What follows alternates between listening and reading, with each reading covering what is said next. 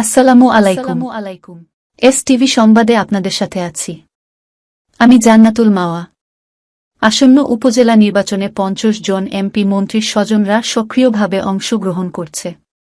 ৩০ তারিখে প্রত্যাহারের কথা থাকলেও তার কোনো সাড়া পাওয়া যায়নি।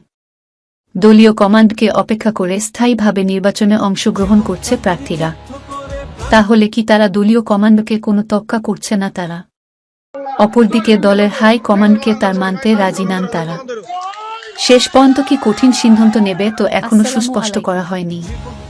তেমনি টাঙ্গাইল জেলা ধনবাড়ী উপজেলা নির্বাচনে অংশগ্রহণ করছে বর্তমান সংসদ সদস্য ও সাবেক কৃষি মন্ত্রীর আপন খালাতো ভাই বর্তমান ধনবাড়ী উপজেলার চেয়ারম্যান হারুনা রশিদ হীরা ও মামাতো সাবেক ধনবাড়ী পৌর মেয়র মোহাম্মদ মনজুরুল ইসলাম তফন।